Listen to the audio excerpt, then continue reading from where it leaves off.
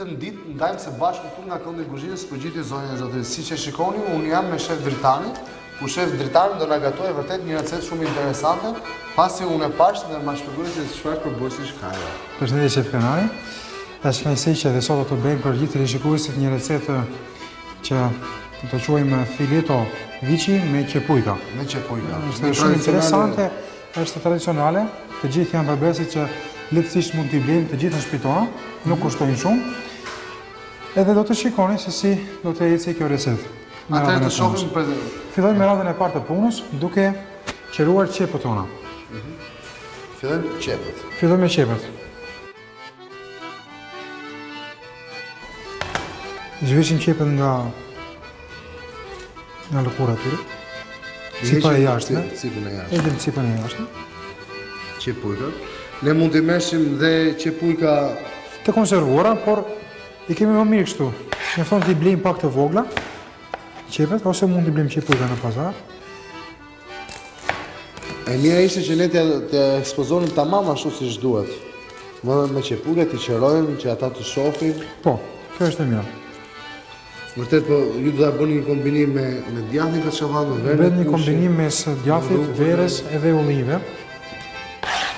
Një recetë vërtet tipike për të shoqëruar me një verë të fortë, të kuqe, në gradacion të lartë të alkoolit, sepse gjithmonë mishi i kuq i viçit ka nevojë për të shoqëruar me verë të kuqe, shumë të fortë.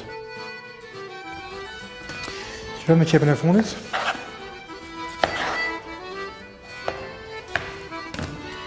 Ja, pra vërtet shumë i këndshëm këtë kombinim qep, mish viçi, ulli, rukula, që na bën një pohollimin e gjakut, dhe sot dhe djathtin kaçavalli.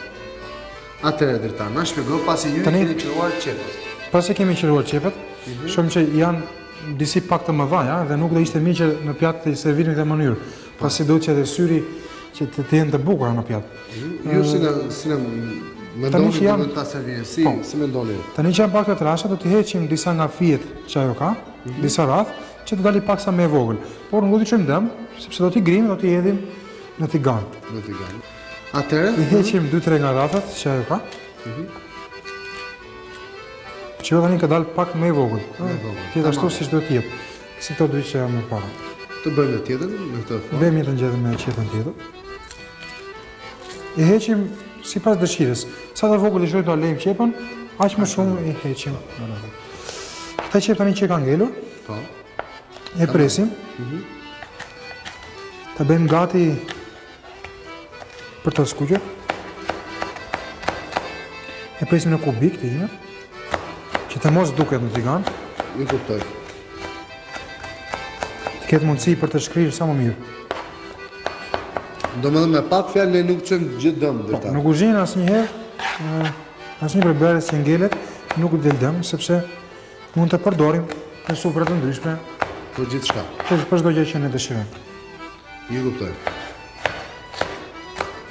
Edhe qepin tjetër, e kemi gati. Dhe kemi bërë të një masije. Po, e kemi bërë të një masije të barabartë. Qepët. Pra, merr një laps, një letër, shënoni të gjithë përbërësit që Dritani ka ekspozuar në tavolinë dhe shënoni dhe mënyrën se si Dritani do t'ja propozoj për një shef shumë i suksesshëm, Dritani. Atëherë, se Dritani u shoh. Qepën e kemi gati. Vazhdojmë me ullinjt. Nuk do t'i lejmë kështu siç janë kokor, sepse janë me bërtham. Ndoshta në shtëpi tona kur i blejmë, mund t'i blejmë edhe pa bërthama që t'i kemi gati. Por tani ja heqim bërthamën duke i prerë kështu.